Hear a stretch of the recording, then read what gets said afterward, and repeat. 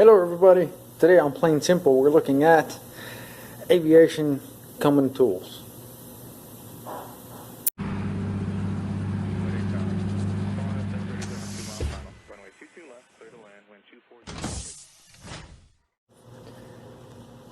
Welcome back guys.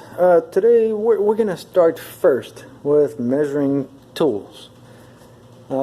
Measuring tools, the reason I'm bringing in measuring tools is because of a specific scale, specific measuring standard that we use in aviation. By the way, Stanley makes kick-ass products. This is not a paid advertisement. This is me saying I like their products, but no, this is too small of a channel for this to be any kind of financial advertisement. Their stuff is just good.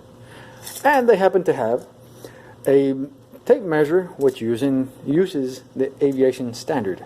And this aviation standard is also used, is not particular, it's not specific to aviation, it's not exclusive to aviation. They also use it in land surveys, in architecture, in machining, in high precision work, where the standard unit is the imperial foot and inch. This is graduated in inches, but instead of graduating the inch into fractions of an inch, like we have in this scale, here's a standard inch divided into 64ths.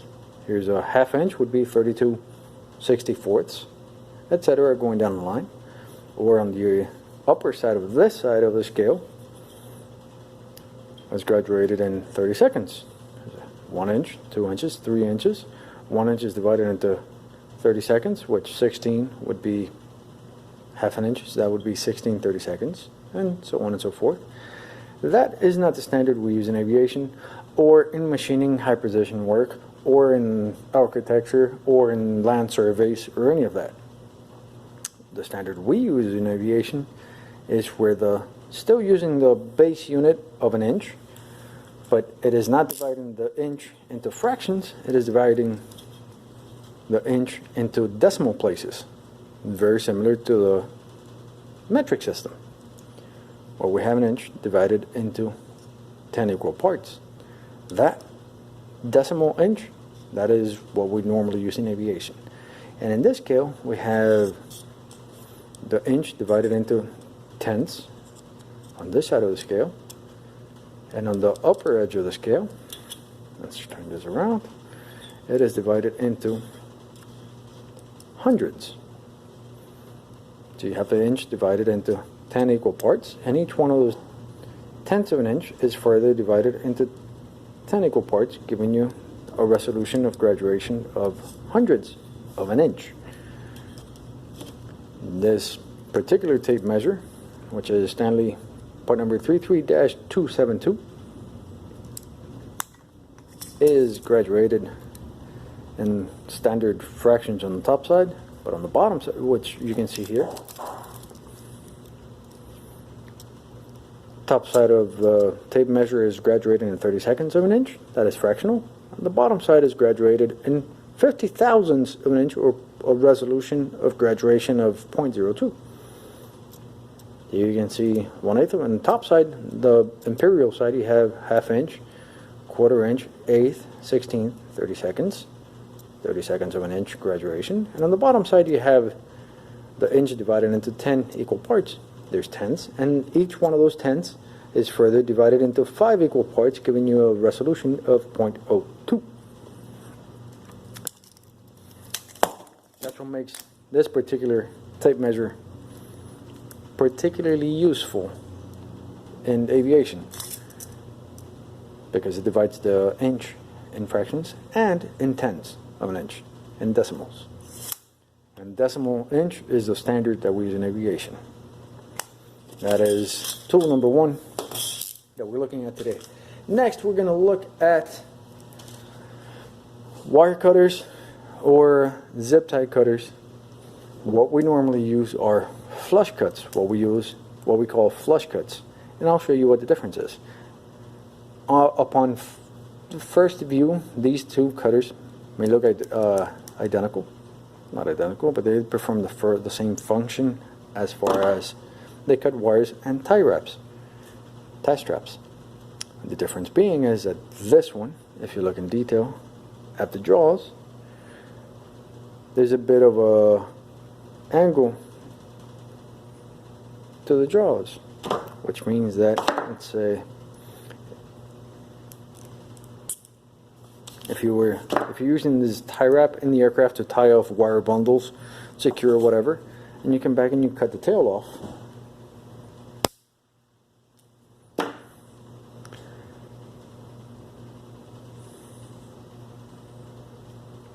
you see that sharp tail that it leaves? That is going to cut your hand off when you're working in tight places and you're trying to get your hand down a tight spot. That is going to cut your hand. That's going to cut your skin. That is a big no-no.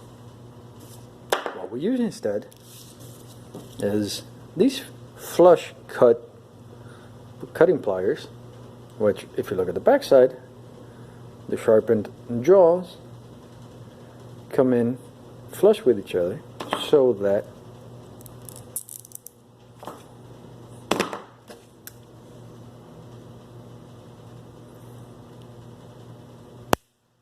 when you cut the tie wrap,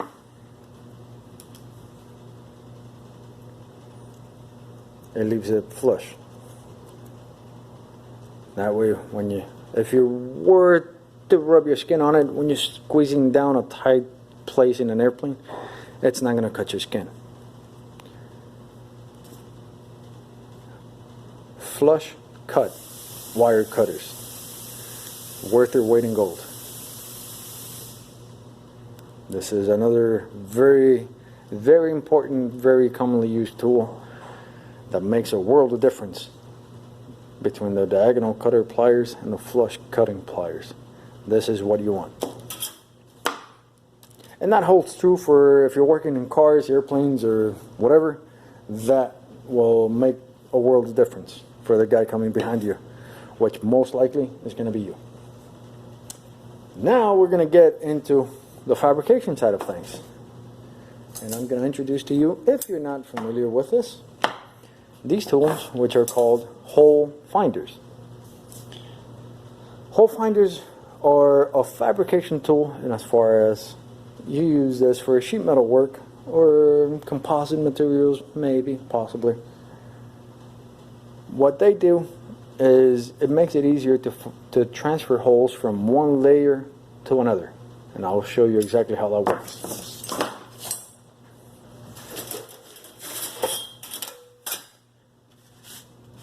Let's say you're working on a piece of aluminum skin in the aircraft, in a cabinet, in the aircraft skin, in a bracket, and whatever. Many applications for this in an aircraft. Let's say you have the existing structure, and there's a hole, and you're going to overlap another piece of skin over that joint.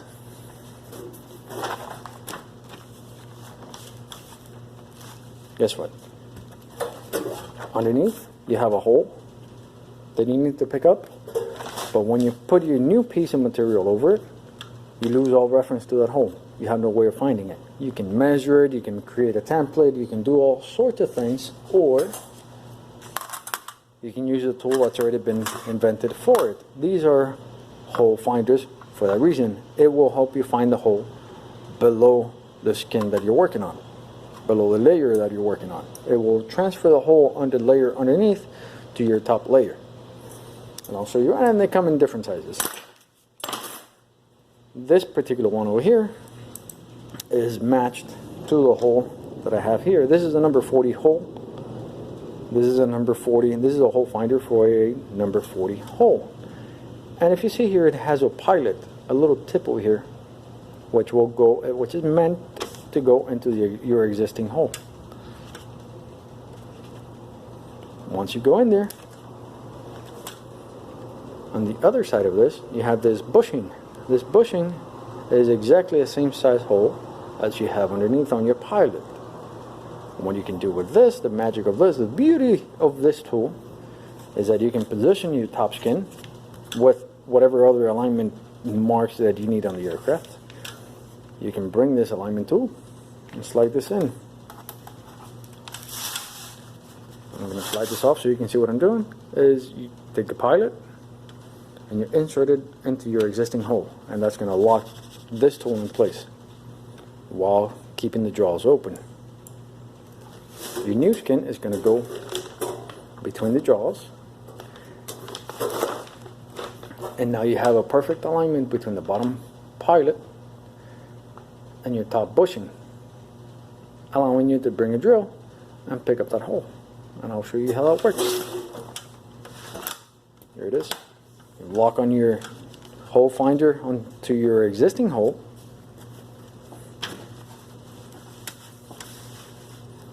Bring your new skin over that. And now this alignment tool, this hole finder, is not going anywhere. It is locked into the bottom hole. You can't see it through your top skin, but you know that this bushing is aligned with the bottom skin. What that allows you to do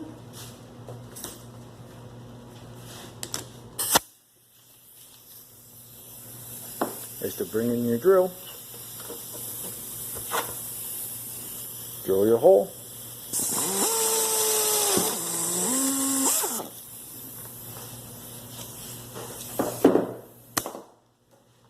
you're drilling through that bushing, and when you take this off,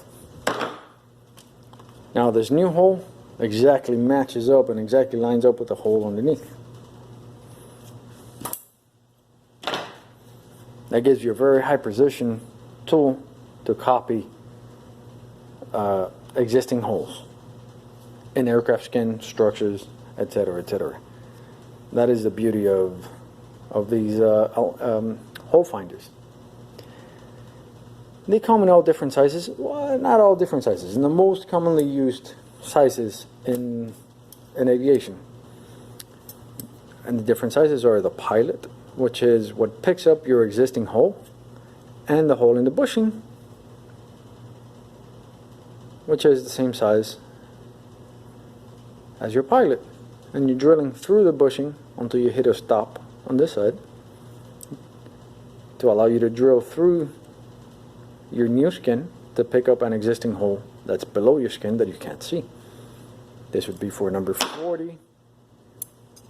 This would be for number 21 drill size. Here's one for number 10. So you can see that we have dedicated hole finder tools for all kinds of sizes. Now, let's say that you've already made up. Actually, you know what? Let's go into this. Brings me over to another aviation tool, commonly used aviation tool. Let's say that you have already drilled a hole. Now you want to lock in the position of your new skin with the panel that you're overlapping, the rib, the bulkhead, the structure, whatever it is that you're attaching your aluminum skin to. How can you hold this in place to keep that hole in perfect alignment while you drill and pick up different holes? And that brings into the picture Clecos. Now Clecos are an industry, a manufacturer name, which you can see here. Cleco locks. This is a manufacturer that has become an industry standard. Regardless of who manufactures the Clecos, they're all known as Clecos. These Clecos are fasteners, temporary fasteners that allow you to attach two layers of sheet metal or composite or whatever it is, temporarily attach them, hold them together for alignment purposes to allow you to do further work on the piece. For example, if this is a number 40 hole, these are separated and color coded for sizes. These would be your number 40, this would be your 30, 21s, 10s. I'll pick up, and Clecos need Cleco pliers. This is another one of the aviation crucial tools. These are, if you're into manufacturing or fabrication, that sort of thing, these are Cleco pliers. These are specialized pliers only meant to work with Clecos. way the Clecos work is they have a plunger, and the pliers allow you to grab the Cleco from that neck, and the pliers will squeeze down the plunger, working the end of the Cleco. The way they work is these are built to match a certain size hole. In this case, the number 40. You put the pliers on it and you will drive the plunger down. You have this expanding tip with a spreader in between. When you squeeze it, they come together, which allows you to put it through a number 40 hole. And when you release it, when you let it go, that spreader in between spreads out both those little legs, opening it up and locking into the hole. Like this. When you let it go, it locks into the hole. Now, what that does is, let's say I've already found my hole, I've pre-drilled my hole. Now I need to lock both of these two pieces together and keep that hole as a reference, as an alignment mark to drill for the holes. That's where Clecos come in handy.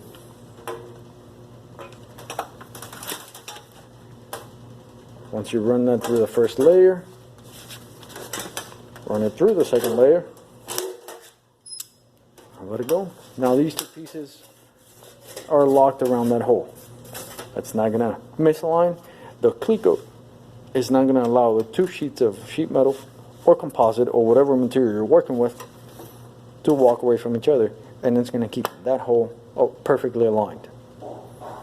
Something else from Cleco that you can use for that purpose are Cleco clamps.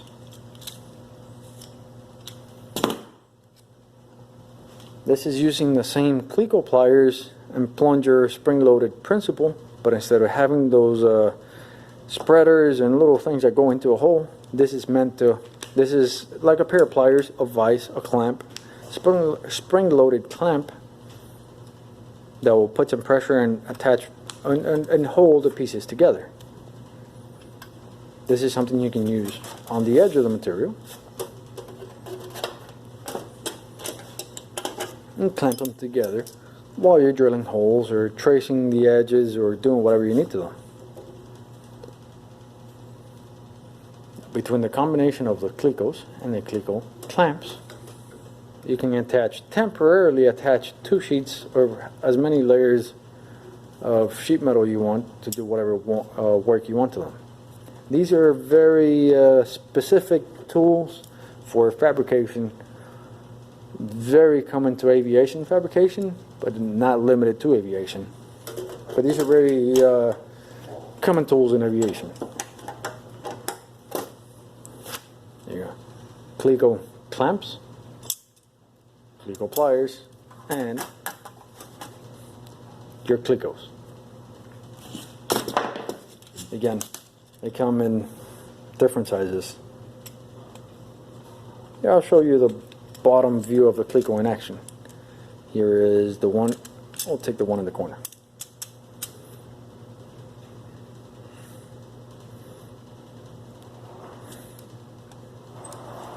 Once you squeeze it in, it allows you to pull the Cleco out of the hole. It lets you insert the Cleco into the hole, but as you release it, it expands. Now the Cleco is locked in place. It will not get out. That's how the Clecos work. And like I said, they come in different sizes. They are color coded, so you can tell them apart from a distance. That's a very aviation or fabrication specific tool. Clecos, Cleco pliers, Cleco clamps. Now, let's say that you drilled your hole. Now you need to countersink it. You need to put a rivet or a screw or whatever in it that is countersunk. There is countersinks, and the countersink angle for aviation is 100 degree versus the household angle, which would be 90 degrees. And that refers to the angle of the countersinks. Aviation countersinks are 100 degrees. Countersinks, you can install them directly, you can attach them directly to drills, or you can have this baby right here. This is called a cage. Cage because it cages your countersink. The point of the cage is that it is a drill stop. It limits the plunge distance, the travel distance of the countersink, and you can graduate how much exposure, how far that countersink sticks out, from nothing to a lot, and anywhere in between. And you would graduate the plunge depth to exactly match your hardware, your screw or your rivet or whatever it is that's going into the whatever size countersink head is going into your hole. What that allows you to do is make very repeatable holes. And so you have a hole here, this is your first hole, and you're picking up a whole row of rivets around a window, around a piece of skin. You're attaching hundreds of rivets back to back to back to back to back to back, and you need every one of them to be exactly the same. You can drill them by hand, and they're all going to be kind of close, but none of them will be perfect. Or you can take the human factor out of it and use this. This allows you to drill very repeatable holes time after time after time after time. You would attach your drill, the drill chuck, to here, and this would be attached to, this is the attachment to your drill with the countersink already in it, installed in it. The countersink pilot would match the size hole that you're working with in the aircraft. So this pilot would go into the hole, pre-existing hole in the aircraft, and you would plunge this down with a drill until it stops. And that guarantees that every time you're going to have a countersink depth that is exactly what you set it to. Now you have a lock collar that you would have to unlock, pull this collar back, and you thread this in or out to expose as much of that countersink as you need to match your existing screw or rivet. Once you found that dimension, you lock this back in, and now that plunger is only going to come down that set amount. That allows you to countersink hole after hole after hole after hole, all at exactly the same dimension, the same countersink size, the same countersink depth. Now these cages come in different forms and flavors and applications. For example, if you're working with bare aluminum or steel structures or whatever it is, you have these cages that are not protected. They have the same function, all the same functions as this one. This one is a guarded cage where you have a Teflon ring, and the point of this is to not mar the surface, or to protect the work surface that you're working with. If you're working on a painted surface, you don't want to leave any scratches, rings, or anything like that. Or if you're working with, in the case of aviation, aluminum sheeting, you don't want to scrape away the protective layer. You want to keep that as pristine as possible, so you use this Teflon ringed cage that protects the surface that you're working on, preventing scratches and damages to the skin in the interest of avoiding corrosion. If you're working in very close quarters, let's say there's a bulkhead right next to the hole that you need to drill, there's low profile cages. Here's an example of a long reach, low profile cage. Still the same function, still the same countersinks and spot facers, whatever. These are removable. You can change them to whatever pilot size and whatever. You can thread them off and put whatever size pilot countersinks or spot face you want. But the cage remains the same. This cage is a long reach, low profile cage, and if you can see, compared to this one gives you a lot longer reach, and it takes up a lot less footprint. that allows you to drill right next to existing structure, get right up close to existing structure and not mess with any of that. So these are highly specialized tools that are very common to aviation fabrication. Not so much in everyday maintenance, but aviation tools nonetheless. And I think that brings me to the last tool that I wanted to mention. Let's see, let me move this out of the way, since we're done with sheet metal. That brings me to these guys. These are called cannon plug pliers. And I'm gonna show it. Let me walk away. Let me walk away and bring you guys over along to show you what these are for.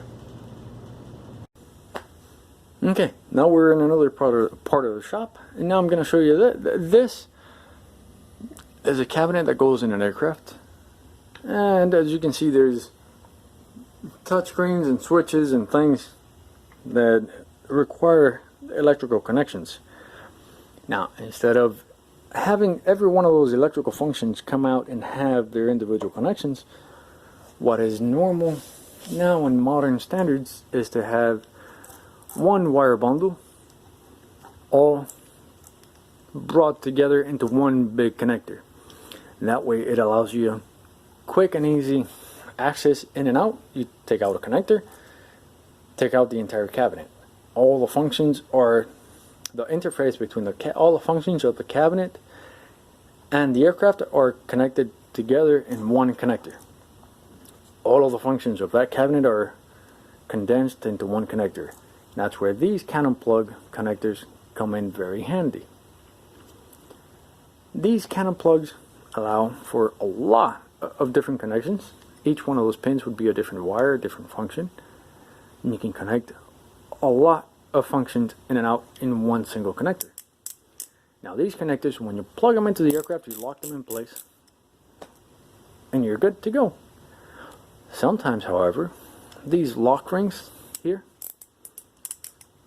are in such tight quarters that you can't really get your hand in, and it's hard to get a good purchase on the ring to break it loose and thread it off.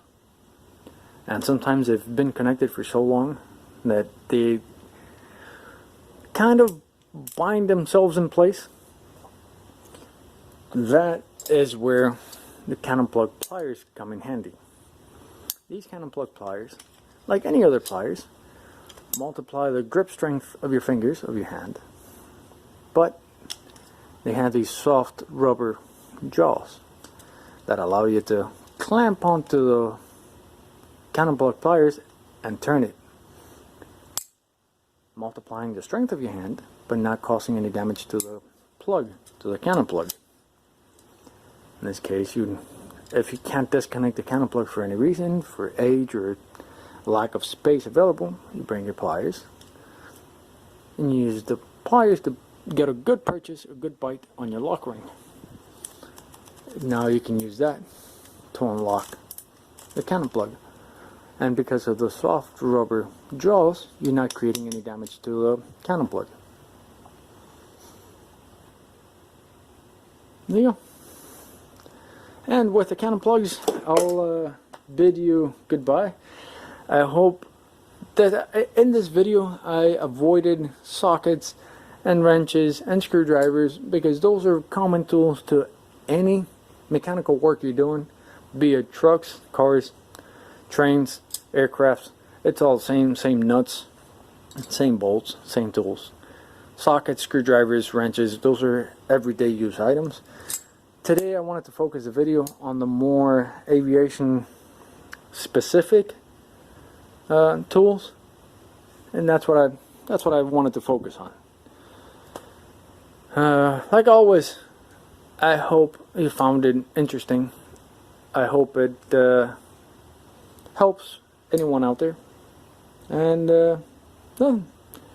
that's my 2 cents on the industry anyways. Alright, see you guys next time. Thank you for watching. Thank you for coming along on this channel's journey, and see you next time. Keep your comments coming. I'll try my best to answer every one of them, and stay safe. See you guys.